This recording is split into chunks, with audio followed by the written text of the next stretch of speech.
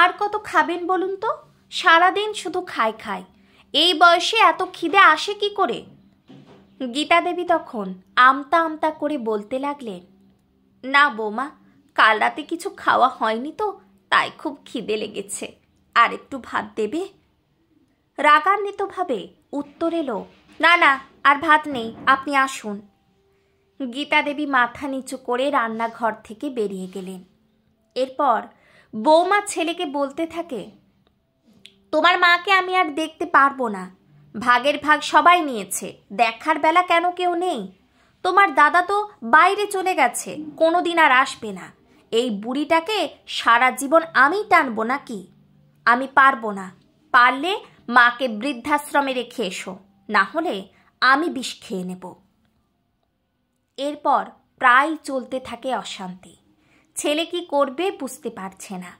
অনেক চিন্তা ভাবনার পর ভাবল মাকে বৃদ্ধাশ্রমে রেখে আসবে। রোজ রোজ এই অশান্তি আর তার ভালো লাগছে না। যেমন ভাবা তেমনই কাজ। মা যেতে চায় না, প্রায় জোরপূর্বক মাকে ছেড়ে আসা হয় বৃদ্ধাশ্রমে।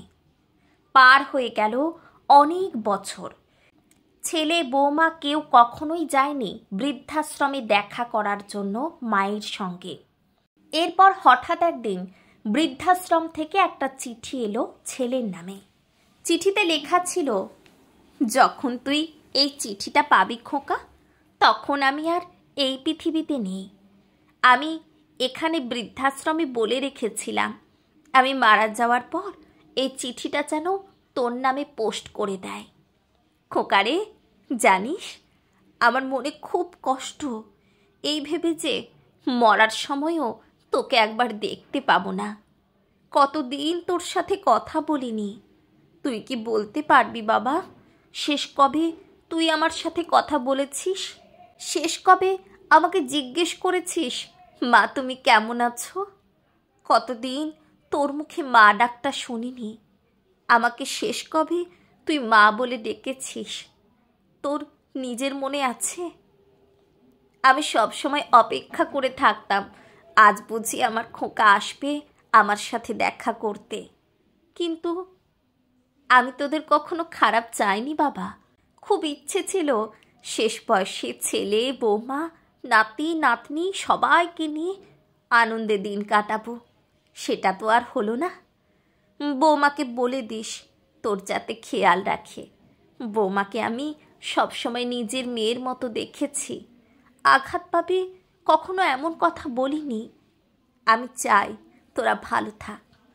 কিন্তু কথায় আছে না, পাপ তো গঙ্গাপুত্র ভীষ্মকেও ছাড় দেয়নি, আর আমরা তো মানুষ।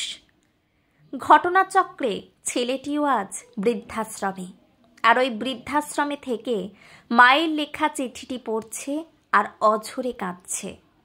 এক মায়ের যদি 7 সন্তান থাকে, মা তাহলে অনেক কষ্ট করে হলেও সেই 7 সন্তানকে বড় করে তোলেন। কিন্তু সেই 7 সন্তান মিলে একজন মাকে সেবা করতে পারে না।